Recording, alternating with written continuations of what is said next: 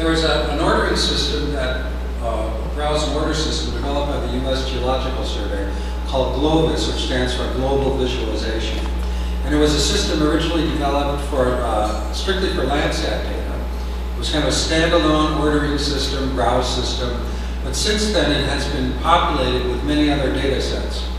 And as part of TerraLook, we have a slightly modified version of GLOVIS that only creates TerraLook collections and that has access to those 5 Landsat decadal collections, not the full Landsat archive, and then also all the Aster archive. If you were to go to GLOVIS by itself and not through this link, you will see exactly the same tool. The only difference is in the collections, you have available the entire Landsat archive for free, downloadable for free. The Aster data are not free because of an agreement with Japan, so they have to be purchased. Plus, I think there's MODIS data, there's aerial photography, there are a large number of other data sets available. So the difference in going with this route is that this is tailored for TerraLook and will generate the TerraLook collections. But if you want full resolution data or the entire Landsat archive, you would go to GLOVIS just by itself, glovis.usgs.gov, which I think is the address here.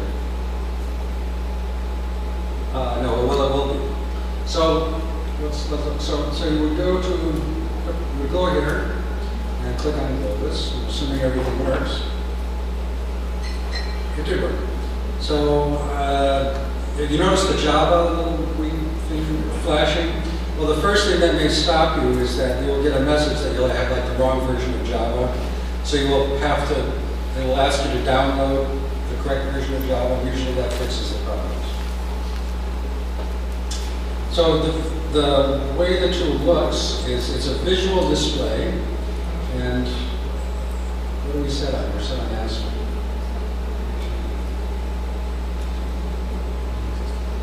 Okay. It comes up with a map interface, an image interface. So what it displays is thumbnail images, browse images. In this case, the default seems to be set that it's displaying Aster images. So you have 60 by 60 kilometer thumbnails.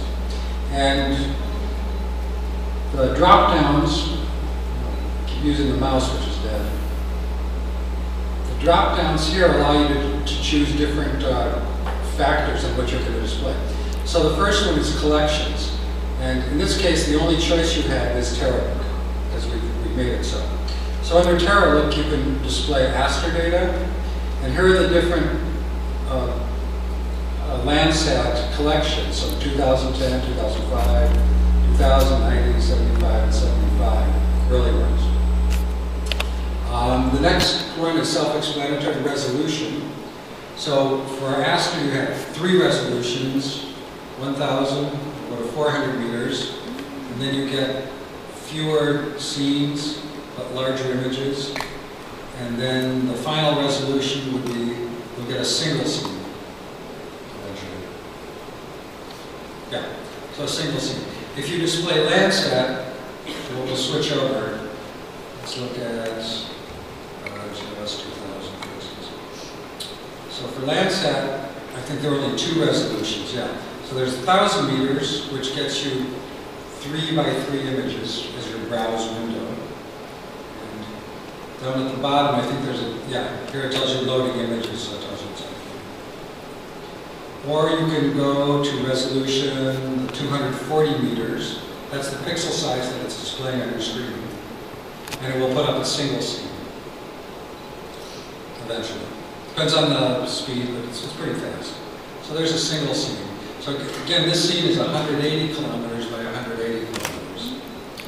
And cleverly, the organization that is hosting this is part of the U.S. Geological Survey, a place called the Eros Data Center, which is located in about the middle of the United States. And cleverly, the default location turns out to be right there. So you always get Sioux Falls, South Dakota, whether you want to or not. Let's see what else we do. We can move around, so let me back off. Fortunately, on a laptop, the screen usually isn't quite big enough to put everything on and keep having to move around. So let's go back to the 9x9. So the map allows you to move around anywhere on the world you want. So you can move the sliders. And here we are down around Jeju, so I'll click on that.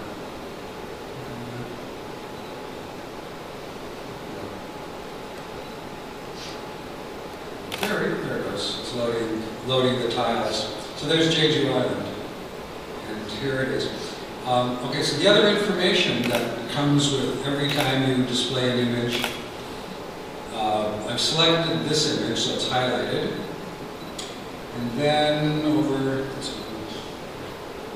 we have everything, yeah. So we get for Landsat, we get the path and road. Remember, it's on a grid system.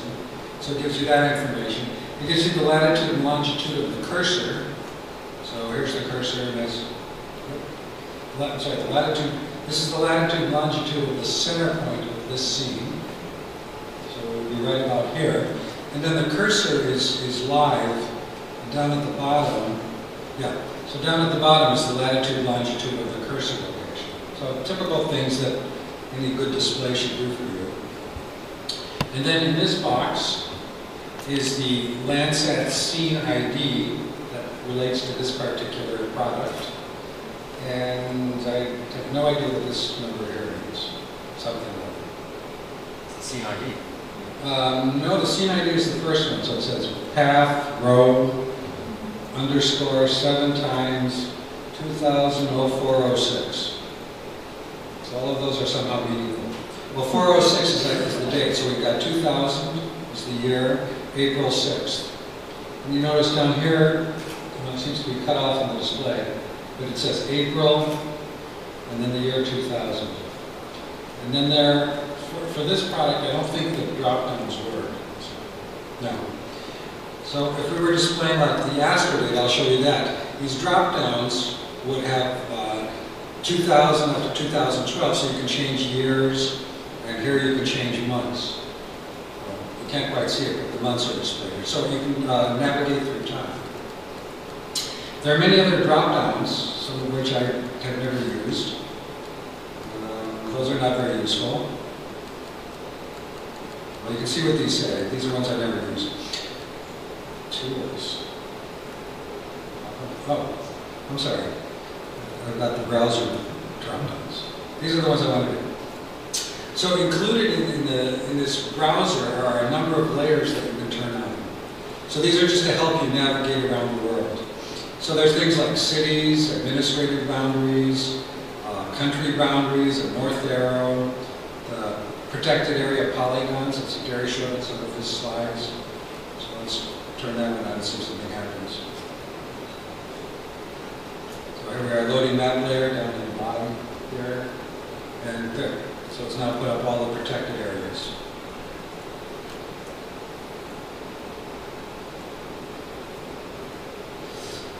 Railroads, roads, water boundaries. So those are all layers you can turn on, shape files basically, that will help you find out where you are. Some of these are not active, but I can show you some of them. NDVI, I've seen this. Where's Gary? There's a swath list? Where's that area? Swath mode? Yeah. It's in tools. Yes, I know, but it's not here. Does that not work? Maybe it's just for Astra. Just for Astra. Yeah, it's just for Astra. Okay, so to order, let's say we wanted to order this scene and we had a collection of one scenes to start with, just so we can see what the order procedure is. So there's a button down here. So this scene is here in the information list. For some reason we're cut off. Right down here is a button that says Add. So click on that. So now the scene appears here in our list. And the last thing we want to do is send it to our shopping cart. So once you click on Send to Cart, at this point it's probably going to ask me to log in. Because once you're into the ordering process, you need to have an approved login and password. So some of you, I think, had instructions where you could register and get your login and password. I don't know if it's an automatic process and it happens in real time, if you could do it right now or not, but Everyone can do that, can't they, Mike? I mean, I don't know how long it takes. there's no vetting. They don't filter out anybody, do they? Okay, I don't know. And you can see the registration link at the top there, to the Okay. right. So yeah, up here, here is the register link. Maybe it can be done in real time, but I'll log in just so we can, so you can see what the screens look like.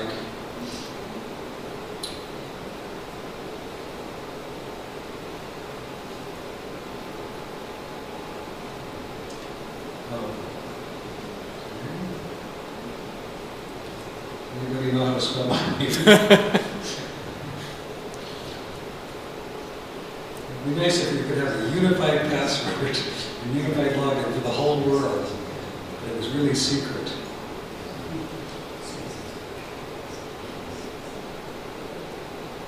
Trying to remember dozens and dozens of passwords. So it seems like it's right in it clear out.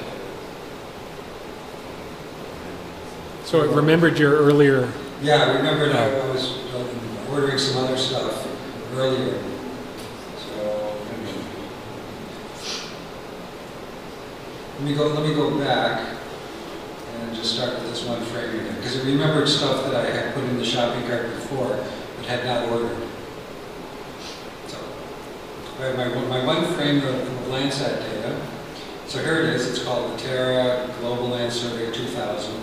So I click on that. It took me a while to figure out you had to do this.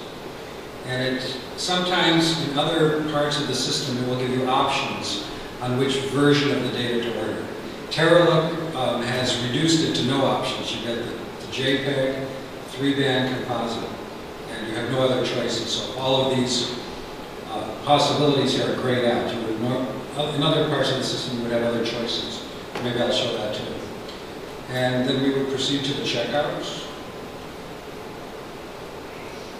And I think the last screen that comes out is submit the order. So we submit the order, and it goes to the order system somewhere on the face of the earth. And back comes in quickly, a few minutes, 10 minutes. 10. You will get an email message that you've told it who you are in your registration. So you will get an email that says your order is ready to pick up. And there's an FTP link on the email it sends you back. And you click on the FTP link and up comes a screen with the number of your scene, and you click on it and it pushes it to you. It asks you where you want to save it. Right? Yeah, you just click on the link and you download it. Right. So that's how the whole system works. The order part, so we'll get rid of that. So let me show you a couple other features. Let's switch to the Astra library. Because here you have many more scene possibilities. Except for here, right?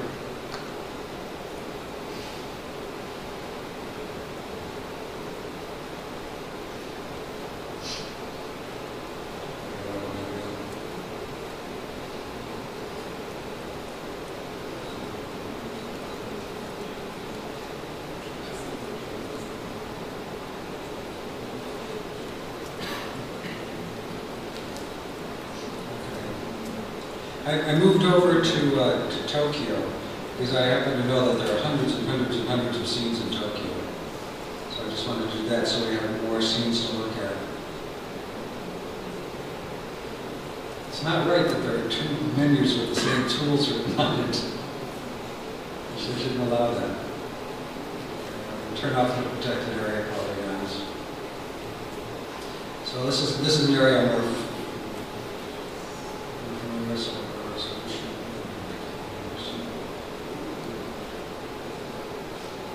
so I'm loading the browse images for the area around Tokyo to show you a couple other features that are here in Globus. Okay, so tools. So under tools, there's a button here called swath mode.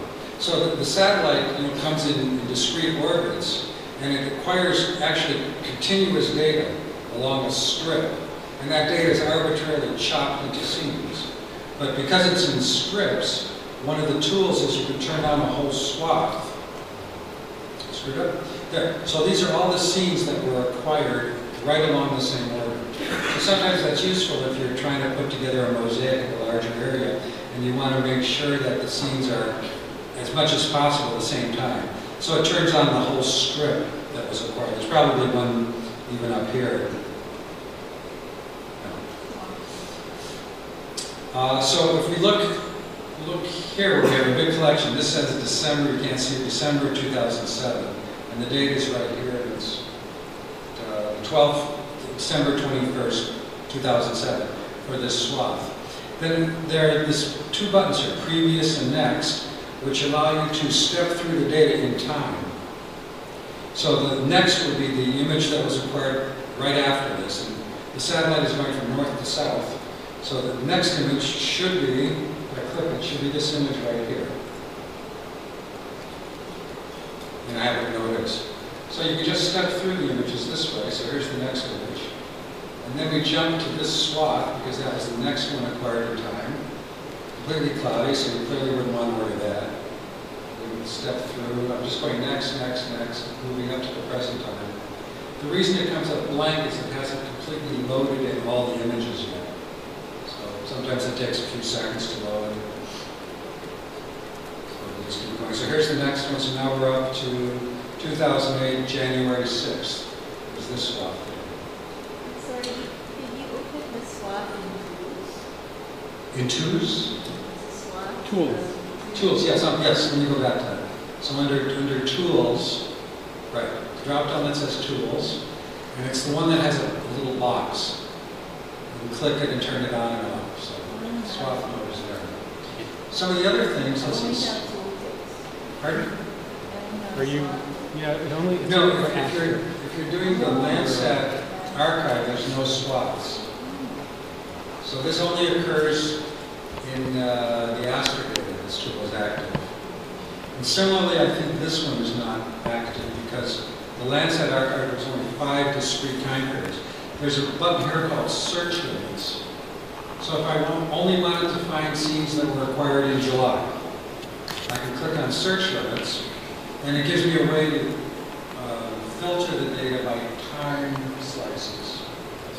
So I can set the years that I want, the year range, and the month range I can set, and I can set the maximum cloud cover, so it will not display anything with 50% or more clouds, for instance. Yeah. So those are useful tools too when you want to search a very large database, but you're only interested in summer scenes. So you may think that June, July, August, September, and everything else will not appear, so you have to deal with it. Is there anything else? Can I ask a question? Yeah, go ahead. 'Cause I don't. This is NASA color JPEGs, right? These are not. These are false color infrared JPEGs. This is not what you would get when you order the Terralytic scenes. You get the scenes like we showed before, which are natural color with vegetation green. The browse images that are being used here are from the Aster database, and this is the browse images that are there. So it's two different products you're seeing. And if you wanted to get the original 3 or 4 bands, that's a different process. That's an ordering. You have to go through Glovis just by itself, not Glovis Terralytic. And you can get the entire Landsat archive is available for every scene, not just these 10-year, 5-year things, but all, how many scenes are in the Landsat archive? Several million scenes are available. All of those are available for free download. The Aster data, because of agreements with Japan, for some people you have to pay. For some government affiliates, educational users, the data can be free, but you have to put in a little request to get approved to get free data for Aster data. Okay, if you just want the JPEGs, 3-band JPEG for Aster data, the whole archive is available right here. So we could pick hundreds of scenes here and then put them in our shopping cart, and back would come an FTP for however many Aster scenes we want. But just the 3-band JPEG. When you first select the scene, Oh yeah, we'll use the microphone. When you first select a location, Yeah, the first scene that's displayed, do you think that's the best possible? that's a good question. Did it make a selection as the Yeah. most cloud-free? I don't know, but would hope that's the case, but I don't know if it is. It seems like it. That's a great Thanks for your suggestion. time. Let's click somewhere else and see what happens. I don't know, I've never thought about that, about how the default is selected here.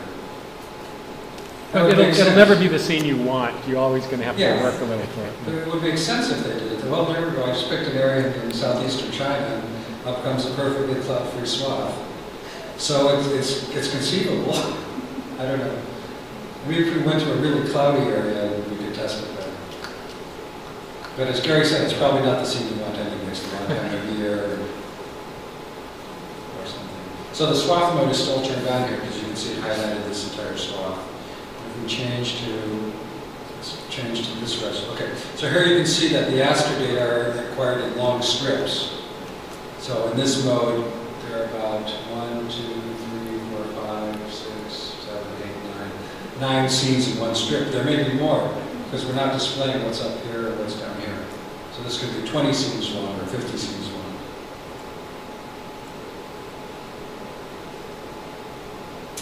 Any other questions about Globus? This tool? It's really hopefully I've taught you how to use it in 15 minutes.